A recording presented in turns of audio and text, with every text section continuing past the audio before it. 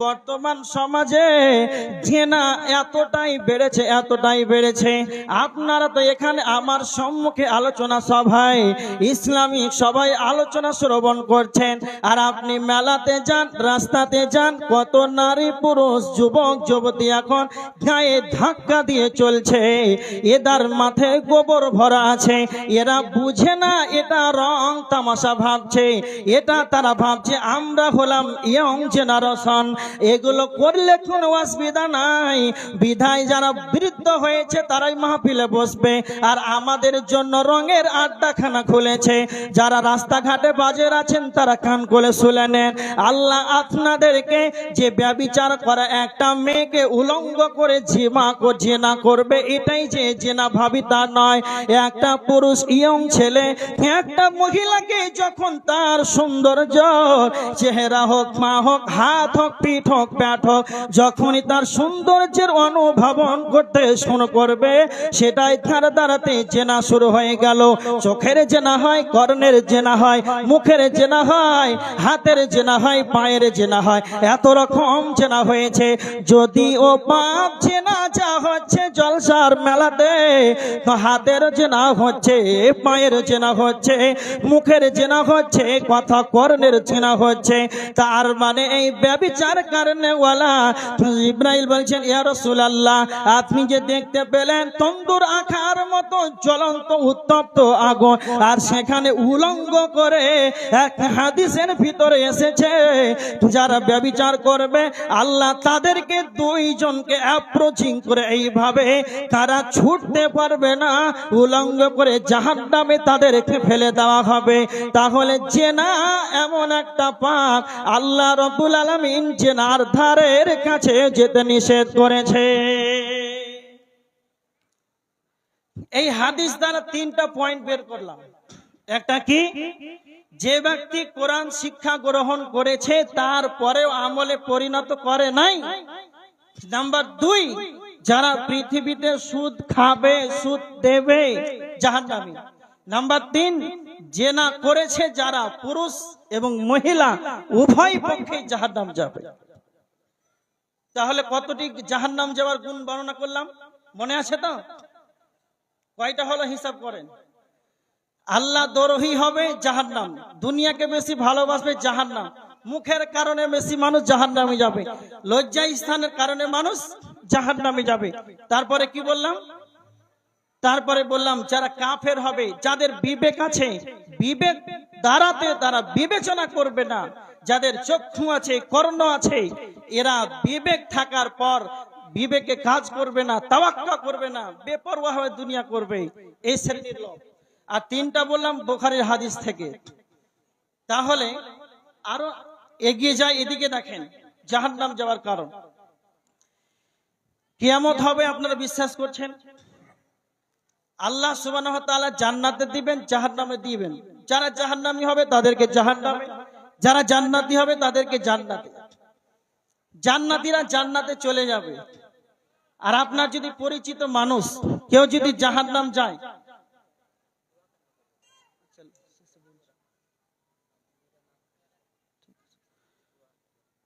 জাযাকাল্লাহু খাইরান ওয়া হাসান জাযা, আল্লাহুম্মা সাল্লি আলাইহি আল্লাহুম্মা বারিক আলাইহি। এদিকে দেখেন, জান্নাতীরা যখন জান্নাতে চলে যাবে আর জাহান্নামীরা জাহান্নামে চলে যাবে। আপনার পার্শ্ববর্তী গ্রামের মানুষ যদি জাহান্নামে যায়, আপনি চিনতে পারবেন না? পারবেন না? কথা বলেন, পারবেন? জাহান্নামীরা, জান্নাতীরা যখন জান্নাতে চলে যাবে, জাহান্নামীরা যখন জাহান্নামে চলে যাবে, তখন জান্নাতীরা বলবে জাহান্নামীদেরকে, বলবে জাহান্নামীরা, কেন তোমরা জাহান্নাম গেলে বলো? কিসের কারণে তোমাদেরকে জাহান্নামে যেতে হলো বলো? তখন তারা বলবে, এখানে চারটা পয়েন্ট আপনাকে দিব জাহান্নাম যাওয়ার কারণ। মা সালাকাকুম ফি সাকার, ক্বালু লাম নাকু মিনাল মুসাল্লিন। যখন জাহান্নামীদেরকে জান্নাতীরা বলবে কেন কেন কেন জাহান্নামে এসেছো, তখন তারা প্রথম কারণ বলবে ক্বালু লাম নাকু মিনাল মুসাল্লিন, আমরা মুসাল্লি ছিলাম না, আমরা সালাত আদায়কারী ছিলাম না। তার মানে বেনামাজি জাহান্নামে যাবে, এই আয়াত দ্বারা প্রমাণিত হয়।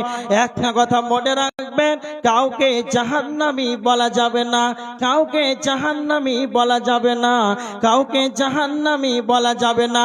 কিন্তু পৃথিবীর বুকে যতগুলো শাইখুল হাদিস আছে, যতগুলো বড় বড় আলেম রয়েছেন, সবারই ঐক্য একটাই মত রয়েছে যে বেনামাজি জাহান্নামে যাবে, বেনামাজি জাহান্নামে যাবে, বেনামাজি জাহান্নামে যাবে। এর প্রমাণ আল্লাহ স্বয়ং নিজেই পবিত্র কোরআন সূরা আল মুদ্দাসিরের 43-44 নম্বর আয়াতের ভিতরে আল্লাহ বলেছে, জাহান্নামীদেরকে যখন প্রথমে জিজ্ঞাসা করা হবে তোমরা কেন জাহান্নামে এসেছো বলো, তখন তারা বলবে লাম নাকু মিনাল মুসাল্লিন, আমরা নামাজি ছিলাম না, আমরা সালাত আদায় করতাম না। জাহান্নাম যাওয়ার প্রথম কারণ কি বলেন তো? মুখে লাগবে, সবাই বলেন, বলেন না কেন, শরম লাগছে নাকি? জাহান্নাম যাওয়ার প্রথম কারণ কি? কথা বলেন। যারা সালাত আদায় করে না, বেনামাজি, জাহান্নামে সর্বপ্রথম তারা বলে আমরা বেনামাজি। তাদেরকে যখন জিজ্ঞাসিত করা হবে তখন তারা প্রথমেই বলবে যে আমরা বেনামাজি, সালাত আদায় করতাম না। তাহলে স্পষ্ট ভাষা, এটা কোনো হাদিস নয় যে বলবেন যে জাল কিংবা এই হাদিসের মান কম, এগুলো কিছু আসার প্রশ্নই নাই। ইনশাআল্লাহ সকালে সালাত আদায় করবো, হাতটা উত্তোলন করে দেখাতো ইনশাআল্লাহ। আল্লাহ যেন আমাদের হাতকে কবুল করে, আল্লাহুম্মা আমিন। যেন আমাদের নিয়তটা কবুল করে আমরা 5 ওয়াক্ত নামাজি বানিয়ে যাই, আল্লাহুম্মা আমিন। এবার দেখেন, জাহান্নামীদেরকে যখন জাহান্নামে দেওয়া হবে তখন তারা প্রথম কারণ বলবে আমরা নামাজি ছিলাম না। দ্বিতীয় নাম্বার বলবে ওয়ালাম নাকুন তুইমুল মিসকিন, আমরা মিসকিনদেরকে খাবার দিতাম না। তার মানে মিসকিনদেরকে খাবার দেওয়া, এর মানেটা কি বলা হয়েছে? আল্লাহ আর নবী বলেছেন ওরা মিসকিন নয়, ওরা মিসকিন নয়, ওরা মিসকিন নয়। যারা মানুষের কাছে হাতটাকে পেতে দেয়, যারা মানুষের কাছে চেয়ে চেয়ে বেড়ায়, এরা কোনোদিন মিসকিন নয়, এরা হলো ভিখারি, এরা হলো ফকির। তাহলে মিসকিন কাদেরকে বোঝানো হয়েছে? মিসকিন ওরাই যাদের পেটে খাওয়ার নাই, যাদের পেটে খাওয়ার নাই, বাড়িতে খাওয়ার নাই, এমনকি সকালে খাওয়ার আছে দুপুরে নাই, দুপুরে খাওয়ার আছে রাত্রিতে নাই, কিন্তু বাড়িতে খাবার থাকার না থাক, পেটের ভিতরে ক্ষুধা থাক আর বাড়িতে খাবার না থাক, কিন্তু কাউকে মুখে উচ্চারণ করে বলতে পারবে না আমার পেটে ক্ষুধা রয়েছে, আমি খাবো, আমাকে কিছু দেওয়া হোক। মানুষের কাছে এরা হাত পাততে পারে না। তো নবীজি এদেরকে মিসকিন বলেছেন। যখনই আপনারা ওসুর বের করবেন, যখনই গ্রামের ধনী ব্যক্তি যখন জাকাতের টাকা বের করবেন, সর্বপ্রথম যখন আপনি টাকাটা বিতরণ করবেন, ওই টাকাটাকে বিতরণ করার পূর্বে আপনার গ্রামটাকে একবার সার্ভে করবেন, গ্রামটাকে একবার চেক করবেন আমাদের গ্রামের ভিতরে কে এমন আছে যারা অসুস্থ হয়ে আছে, লাখ লাখ টাকা খরচা হয়ে আছে, এমন কে আছে যারা অসুস্থ, যারা গরিব, এতিম, অসহায়, যাদের টাকা পয়সা নাই, যাদের খাবারের কোনো ব্যবস্থা নাই, যাদের এতিম যারা তাদের মালিক নাই, এদেরকে দেখে দেখে দেখে টাকাটাকে বিতরণ করতে হবে।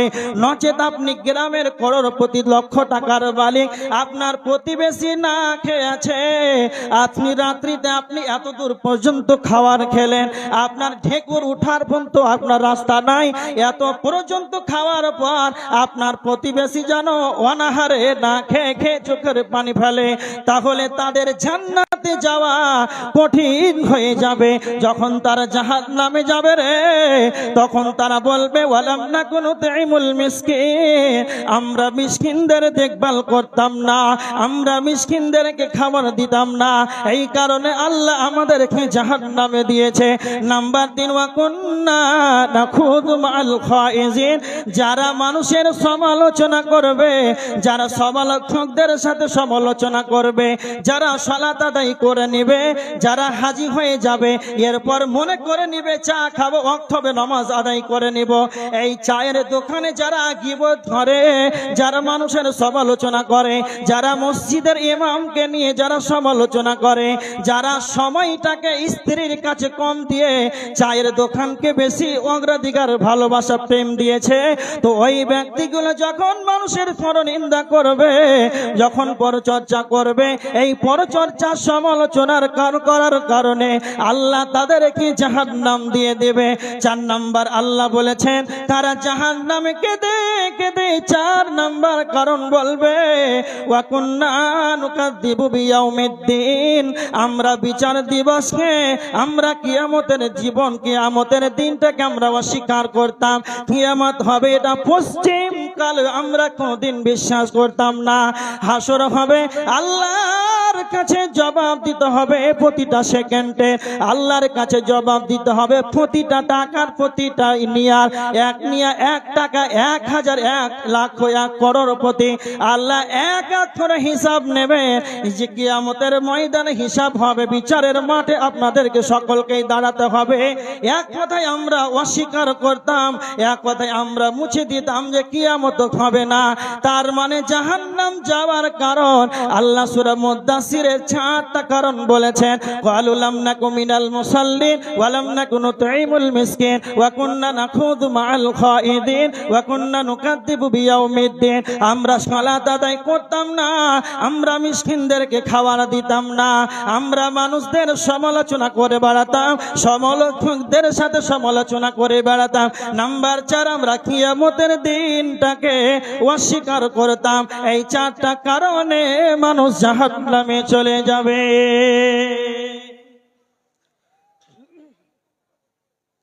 তাহলে এই 4টা গুণ খুব ভালো করে লক্ষ্য করেন।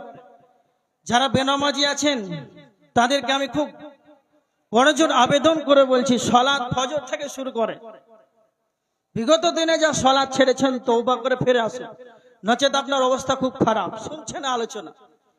2, যাদের আল্লাহ সম্পদ টাকা পয়সা দিয়েছেন, আল্লাহ ভালো রেখেছেন, আলহামদুলিল্লাহ, ভালো কথা।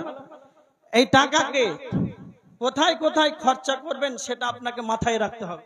এই মিসকিনদের দেখভাল করতে হবে, যারা মিসকিন, যারা গরিব অসহায়, এদেরকে দেখভাল করতে হবে। একটা কথা বলছি আপনাদেরকে, দেখেন বড় বড় টাউন যাবেন, দেখবেন কারো 20 তলা বাড়ি, কারো একটা কুঁড়ে ঘর আছে না, না এরকম বেশিরভাগ টাউনে এগুলো থাকে না, নাই আছে। 50 তলা একজনের বাড়ি, আর একজনের একটা টিনও জুটেনি, তিরপালও জুটে না, এরকম আছে না, না স্টেশনে বাস করে আছে। তো আল্লাহ তো সবকিছুই করতে পারে, আল্লাহর কোনো অভাব আছে? কথা বলেন, আছে? আল্লাহর কোনো অভাব নাই। তাকে 50 তলা দিতে পারলো তো ওকে 1 তলা দিতে পারবে না? অবশ্যই পারবে। কিন্তু ওকে 50 তলা শুয়ে আর একে তিরপাল না দিয়ে স্টেশনে শুয়ে আল্লাহ কি করছেন? কথা বলে, পরীক্ষা করছেন। আল্লাহ সুবহানাহু ওয়া তাআলা বলছেন, এই জন্য ফাজকুরুনি আযকুরুকুম ওয়াশকুরুলি ওয়ালা তাকফুরুন, তোমাকে যেই অবস্থায় যেরকম রেখেছি তুমি শুকরিয়া আদায় করো, শুকরিয়া আদায় করো। সবাই আলহামদুলিল্লাহ। এবার দেখেন জাহান্নাম যাওয়ার 4টা কারণ এখানে আপনাকে দিলাম।